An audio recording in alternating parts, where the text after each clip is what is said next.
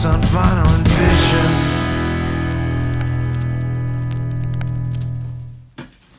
Hello and welcome to the newest episode of Vinyl and Vision. I am your host, Jimmy Drab, and this is my show. Tonight's special guest is John Tabor Jacobson, best known around the city as JJ. JJ, I had only gotten to meet finally after a long mythological existence to me as this figurehead in the Providence music scene of like that just knew everybody. Anybody that I knew musically always told me stories about JJ, and so I thought it was pretty significant to be able to speak with him, get him on the show to just talk about the history a little bit in the city. As far as the scene is concerned, because we have an amazing music scene in Rhode Island. Like, I've never been one to try to push it here on the show, but obviously all of my guests are from Rhode Island, mostly, actually. But even Peter Prescott in my last interview from the last episode had said, he's just like, he has been blown away by the amount of talent that we have in this city. And he's right. He's absolutely correct. And I didn't actually give that statement enough credit on the previous episode. And I just want to acknowledge that now because JJ as well feels the same about the music scene and the musicians here in the city. And I have to agree with him. I have to absolutely agree. We are very fortunate here. So those of you who are listening and tuning in from outside of the state, listen up, guys. We're here, okay? And JJ gave me these. He found some split 7-inch singles that he had put out with his old label, Over the Counter Records (OTC), back in the early to mid '90s. And these are very, very rare. I'm not going to say that they're extremely valuable. I think that they're kind of valuable because I've been hearing a lot about this band, especially Von Ryan's Express. Dan St. Jake's, the former guest of mine from the first or the second episode, technically, was in this band, and he mentions how this was the first band he was in, and there's been a lot of talk on the social media recently that I caught about this band and how there's very little recorded evidence of them even existing. So this is one piece of it. It's only one song, and I'm going to play it for you because I want you to hear it, and if you want a copy of this, Von Ryan's Express split 7-inch with the Laurels. Laurels also an amazing local Providence band back from the early 90s. Message me, please. Send me a message. Email me through the podcast, songcrafter666@gmail.com. Follow me on social medias. You can find Vinyl and Vision on Instagram and Facebook. You can message me there. Send me a DM. Don't make it gross. Don't make it a dick pic. Don't care for it. And message me about this. I'd like to kick some of this money to JJ, obviously, because they're his first and foremost. He just knew I was a record seller, so he was just like, try to sell these for me. I got a few of them. So I have about like 15 of these right now. So just send a message. We'll work it out. I'll send you a PayPal link or something, and I'll ship it off to you. And as far as the show is concerned, JJ's awesome, man. Just listen up. It was a great little talk we had. The video is a little shorter. I actually cut it down a lot, about a little over half an hour. And that's only because I screwed up and I messed up one of my cameras. So I only got one camera angle. I was just like, well, we're using it as like a trailer for the episode. So if you like what you're seeing on the video, tune into the full-length audio stream anywhere you find your podcasts, and you can get the full story there. And for now, listen to this, message me, do all the things you do with the internet, and thank you. We appreciate it. On his head. That's what I said. What's his name? He said, "Rock on that mountain."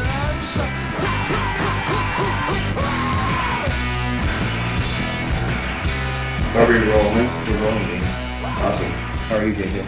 I'm doing pretty good. I'm a little sleepy, but the coffee I just had, hopefully will start taking effect soon. Does it hit you hard, the coffee? Not really. I am perpetually exhausted, I think I don't know if I told you this. I take some crazy a targeted chemotherapy drug called Sprycel for leukemia. Right. So it keeps me alive. Without it, I would die. So, but one of the byproducts is just fatigue. So I probably drink about half a gallon of coffee a day. Oh wow! To just keep. So it's not really like it kicks in. It's just like keeping. Otherwise, I'll be like a narcoleptic. I'll just like fall asleep during the interview. Did you used to drink a lot of coffee, or no? This is a no. I mean, I was like normal people. If you drink a half gallon of coffee, you're gonna get the jitters. But I never get the jitters. You can just have a cup and just go straight back to sleep. Yeah. Yeah. I'm actually like that now, so I wonder if I'm sick. Yeah, it's a tolerance thing plus a fatigue thing. It's always been like that for me. I'm just not one for stimulants. Sugar doesn't really do much to me. I eat like a whole piece of cake and just feel fine and chill out. I get probably a sugar crash. Yeah. So you had leukemia, and as of right now, you are in remission. Is that the correct term? Yeah. Well, what do they call it? It's the technical term is complete molecular response. So what that means is that the drugs they're giving me is preventing there from being any detectable leukemia in my system.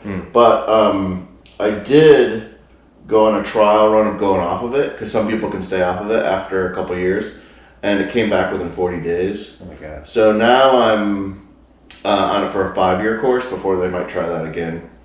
So it definitely altered my life. Getting diagnosed with leukemia. Actually, that's right when I was working with you when I'm at Crate and Barrel.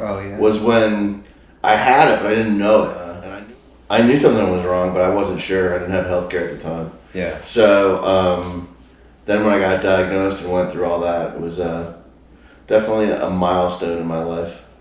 I'm sure it would be. I mean, as it would be for anybody, I think. I mean, that's facing death, right? Like the possibility of it, and it was for me. It was two things. It was getting used to the medication, so like the physical part of that, and just feeling like I couldn't take care of myself. At least, especially at the beginning, there's a phase of the medication where you have to get used to it, and that was just brutal. I was on a couch for 3 months basically, just getting having headaches and just getting used to it. Yeah. And the other one was the financial part of it, because the medication, if it's not subsidized, and almost everyone gets some form of, no one pays full retail, but it is $180,000 a year. The pill's $500 a day. Jeez. So that figuring out how to navigate that was a tricky situation. Yeah, even with health insurance, because you started this. Well, I got Obamacare. That's how I found out I had it, because I was just like had all kinds of kind of complaints, and they started just running tests. Yeah. I'd had seen a doctor in maybe 7 years, and then they came back that they detected something, and then I got all these tests, and then with the healthcare that I have, it's not a big deal, as big a deal financially. Yeah. Yeah. Well, that's good. I mean, because I have health insurance, and I don't think that mine covers much of anything. Yeah. I'm kind of scared to see if anything happens. Me trying to call up and use some of it for whatever. Basically, like the way that it works in America is if it gets really weird or off the rails, people go bankrupt, and then you get Medicaid.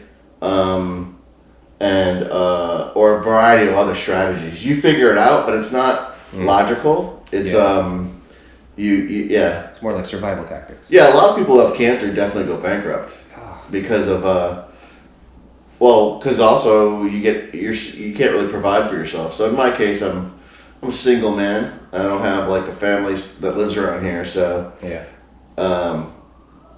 like supporting myself and everything. Yeah, it becomes a little bit of a tricky situation. Luckily, in my case, it's taken a while to figure things out and untangle kind of a big mess. Mm-hmm. But I finally, as of really probably this summer, feel as though I'm used to the new normal. Don't feel like I'm in a free fall financially or health wise, and Yeah, it's definitely good. I'm glad to hear it, man. So to freak out all the hypochondriacs, what kind of symptoms were you experiencing before you realized or before you got diagnosed? Well, that's kind of, it was fatigue mainly, and just kind of it wasn't just brain fog. I mean, I just thought I was getting old, or I didn't know what was going on. Like everyone I know is exhausted and overwhelmed. And I'm extremely tired. I'm scared for my life now. So, but the blood work, came back, and they had run blood work, I think, just for cholesterol, like just to do normal blood work stuff. And then my white blood cell count was off the charts, and that's how they're like, That became suspicious to them. Yeah, and then you go to a hematologist and oncologist, and actually the way they found out in the end was they do a bone marrow tap, I guess is what you call it. Oh. And I mean, do you want me to continue with the cancer story, or is it? well, I'll tell. So it's a kind of a funny story, actually. The bone marrow tap. So it turns out my oncologist, and I don't think she ever knew it, and I never told her before I got a new one. I had asked her out on a bunch of dates on OkCupid, right? So it was kind of just a funny situation from the get-go, because I went in there and just like, oh, here's this like hot. It was also the first time I've ever had a doctor that was like kind of my age. Oh. You know, like this. You know, she was a very accomplished. And you were obviously already interested in her. I was interested in her, definitely. She was a pretty lady, and so it was a very bizarre procedure because she also had a very attractive friend nurse. And to do this, you kind of have to get naked and put on your pants. Oh. And you're like, I was on my side with like my ass, pointed at them. And they put on the television.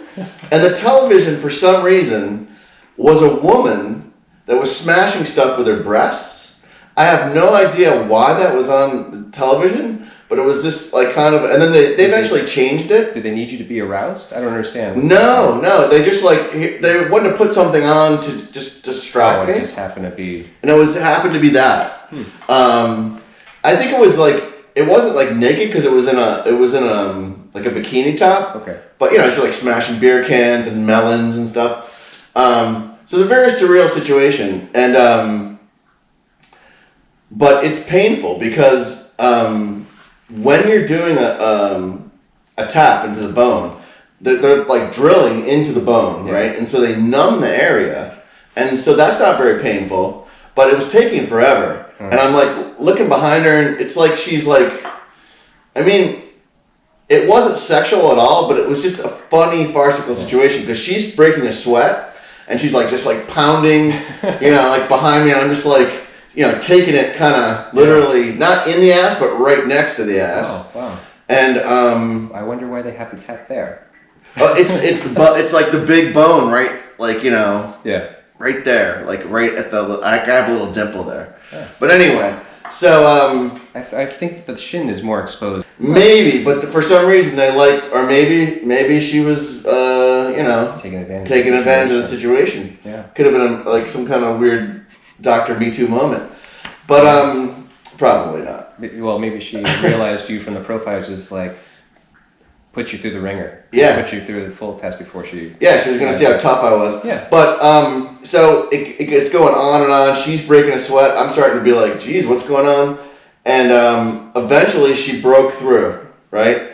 And when at that point there's no numbing in there. And that was a very distinct, horrible, unique pain. Once, and then they go and then they grab a piece of marrow. So anyway, and then shortly thereafter, I got another oncologist, and she disappeared. She went to Boston. When I was at RISD, I followed a lot of bands, and I think it was my senior year, or like shortly thereafter, started a record label. And wait, where am I going with this? You started a label? So was that Sound Yeah. Station 7 label? Sound Station No. I started actually to be completely accurate. It was Lonely Fat Boy Records at first, and that there's a guy James Schneider and another Joyce. I'm gonna forget her last name because she married my friend Matt White. Is Joyce Raskin? Is that Yes, Joyce Raskin is okay? Yeah. She was in a band with James Snyder called Mr. 1000. Okay. And I just hastily helped them put that out. But then I got a little more serious about it. Didn't want people to think I was the lonely fat boy. Okay. Because it was just I don't know where that came about. It was something that I think James and I were trying to brainstorm record label ideas, and that just was thrown out there. Mm-hmm. But then the idea came up for over the counter records. Okay. OTC. Yeah. And simultaneously, Ben McCosker was starting Load Records. And for a little bit there, like if you, I think the first Boss Fuel or second Boss Fuel single was a joint release between us. Okay. And at some point, I realized that I didn't really like record label stuff at all. It wasn't my forte, but recording was. Okay. So I really liked, and I really like collaboration a lot. I like working with artists to help them realize a vision. Yeah. That's a lot of fun. Okay. Actually, what happened was, and this ties into the Wailing Ultimate, was that we ended up doing a compilation record, 2 of them.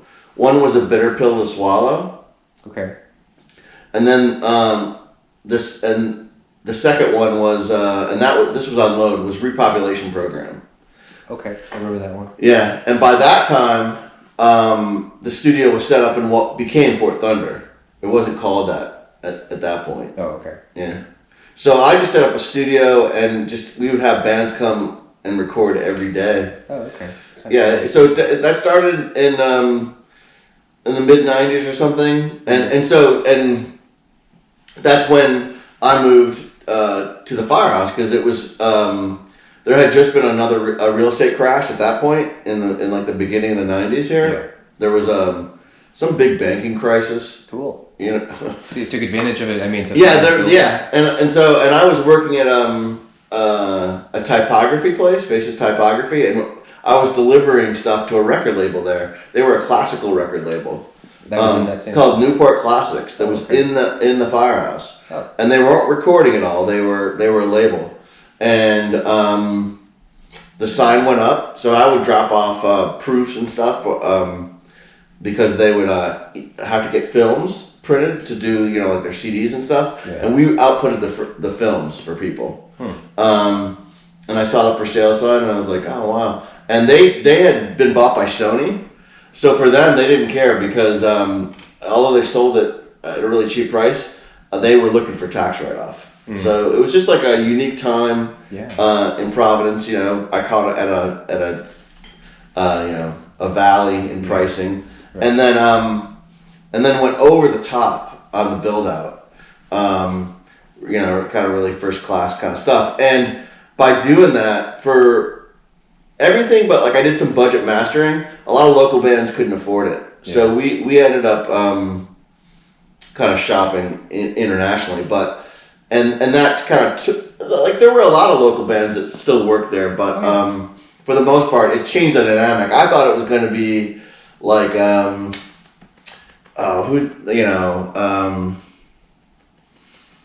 like Fort Apache maybe in Boston. Or Q Division or something like. One of the more upscale studios and the. People with budgets basically, and because I really thought Providence was going to be like the next. I've always thought that, like, just held it in high regard, but didn't realize that it's a small community. There's only 180,000 people in Providence, right? And that things were really budget. Plus, there was at that time I started before the noise scene here, right? And the noise scene, although I love noise recorded really high fidelity, like I like my noise. I don't want more noise on top of my noise, but there was a lot of people just 4-tracking it, and the need for fidelity wasn't really there, or the budget. So I kind of moved away from the local music scene and promoting it, and just went into keeping the business alive. Right. So reaching out to like more regional and national acts, and you got some of them. Yeah. You got a pretty good roster of like. Well, you work with anyone. I mean, when you're a recording studio, it's not like that was the thing. Was that I was really passionate about music, and you work with bands that you love. You work with bands that you can't stand. We work with Joey McIntyre from New Kids on the Block. Yeah, I saw that. Work with Stryper. Work with who is the piano player lady with the red hair? Tori Amos? Yeah, Tori Amos. Oh, really? She did a live thing with BRU there. Oh, okay. And the Boston's came in and a bunch of different things. And bands who toured would stay there. Oh, yeah. Because it actually had like a housing unit too, right? Yeah, it was like a bed and breakfast type of thing. The music business is wild and recording is wild. We had a guy show up, a rap act from, was it Ohio? But and the producer showed up with just a suitcase full of money. And that guy's name was Jahari. He was a really nice guy. Yeah. But he smoked just an amazing amount of weed. Yeah. You run into all kinds of crazy situations. Some of the most fun was being able to have bands that I liked that were touring come back. Yeah. We had a lot of toys. It was kind of ridiculous. Yeah, you guys kind of covered everything too, because not only were you able to record bands there, but you also did a lot of like mastering projects, I believe. Too. Well, I had back then. I mean, now mastering is really easy, but there were some tools that came out that made it pretty easy. So, and I wanted to help local bands and things. So, like Dan St. Jake's, a lot of stuff I worked with him where he'd come with his 4-track and we'd mix down through the board and then I'd master it. Yeah. And Drop Dead and a ton of stuff I did like that. Okay. Just kind of helping people mastering for $35 an hour. Right. Because that's a huge like help to sound for a recording, even if it's from like 4-track, like very minimal DIY type of recording gear, right? Like a typical home studio recording then was like. You'd be surprised, even some of the major label stuff that's recorded with great producers and engineers. Mm-hmm.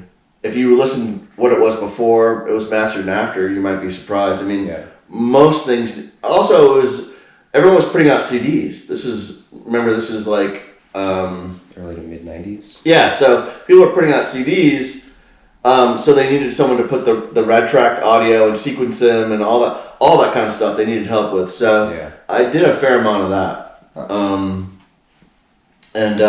And we'd also, I was in a couple bands and things, and we'd do some stuff for fun sometimes, and it was pretty amazing resource to have as far as the level of equipment we had and the stuff we could do there.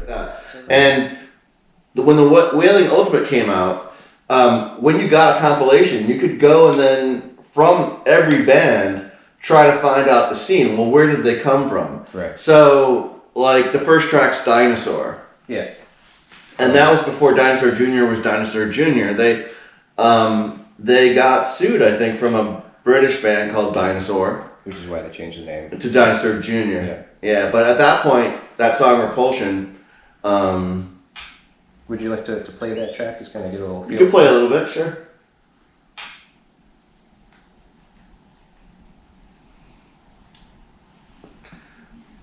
So this was released in '87. So this is in '87. I got it immediately. It was the summer of '87. This is between junior and senior year in high school.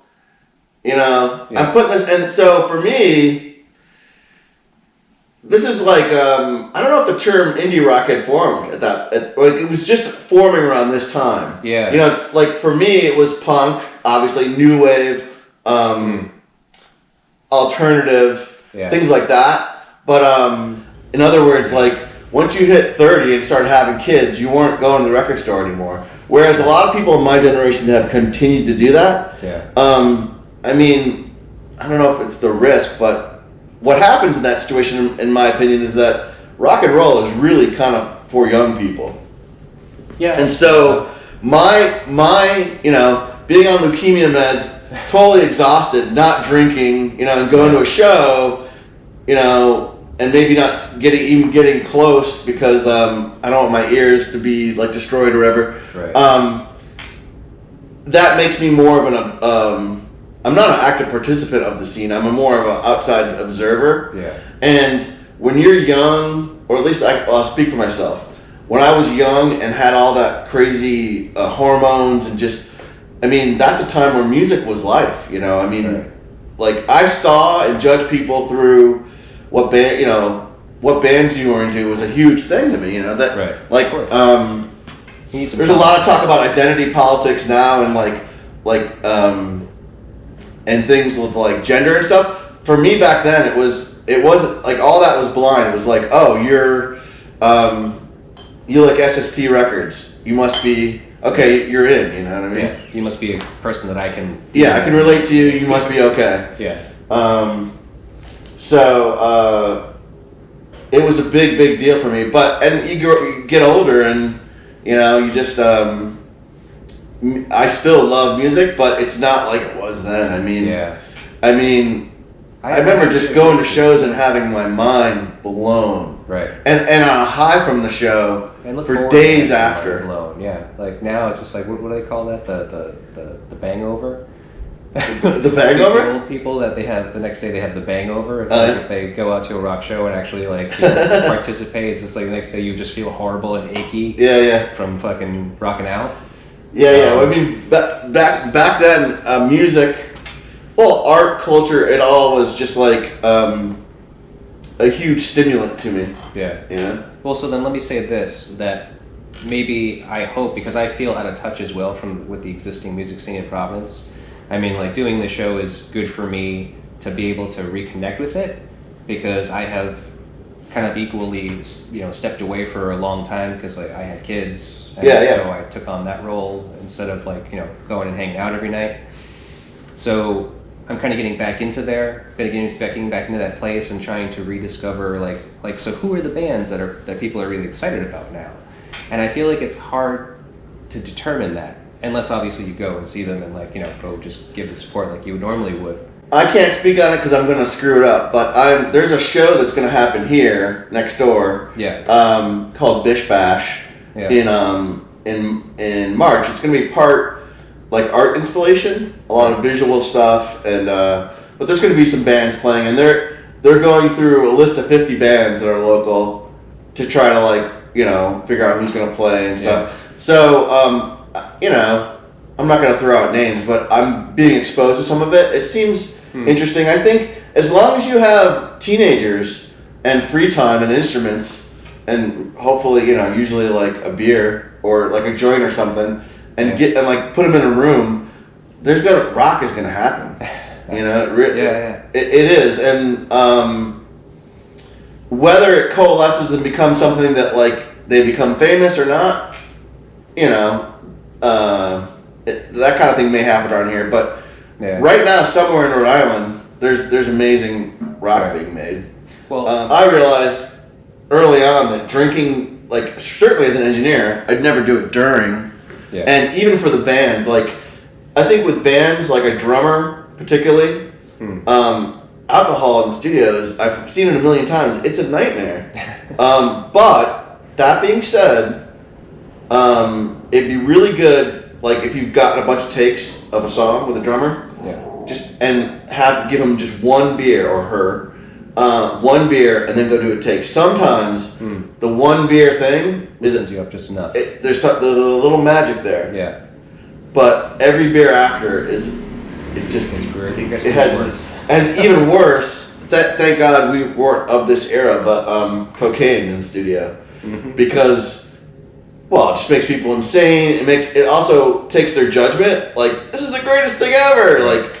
Yeah, inflates the ego. Yeah, and so luckily we didn't have like people blowing lines out the console like you hear about in the 80s and in the 70s.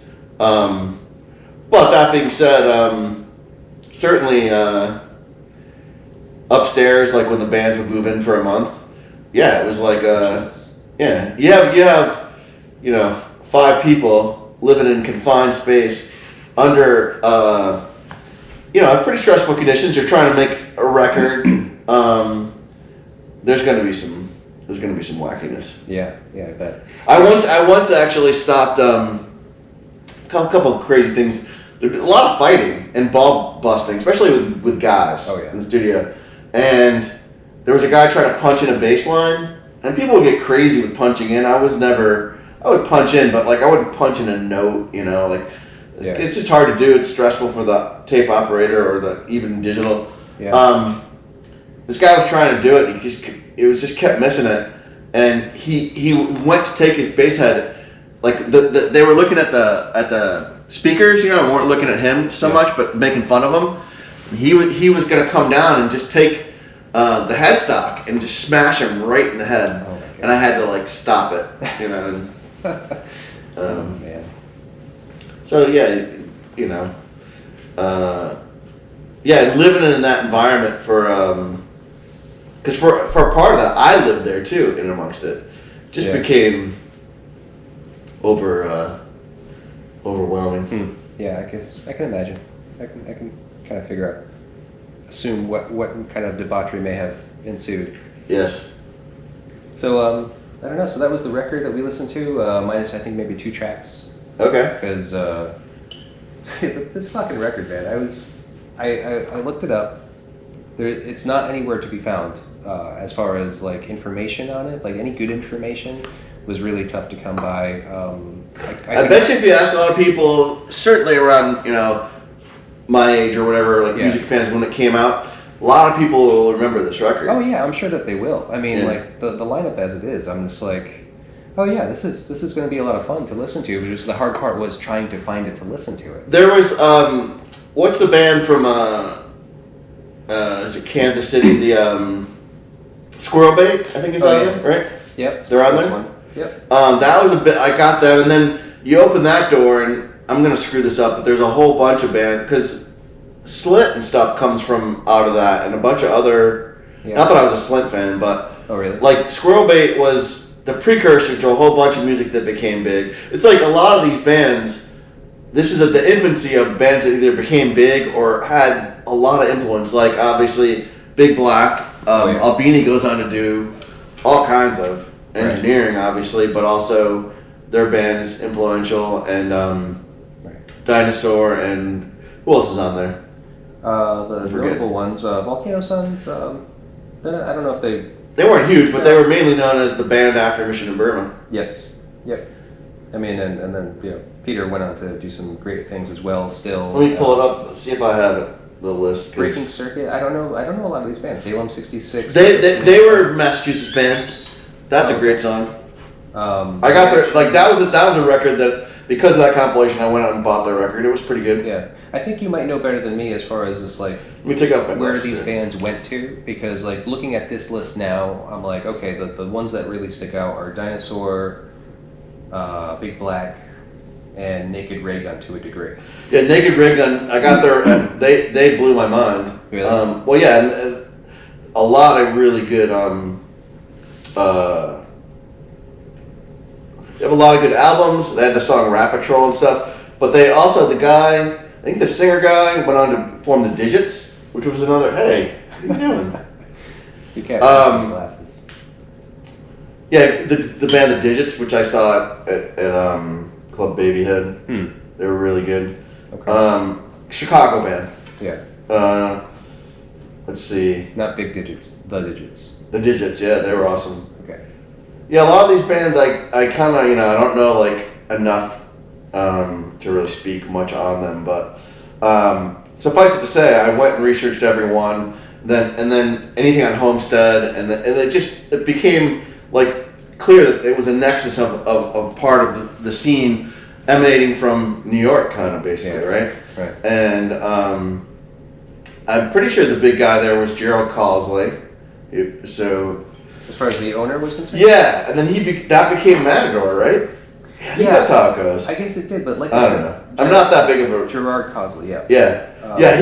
He's a super influential guy in indie music for sure.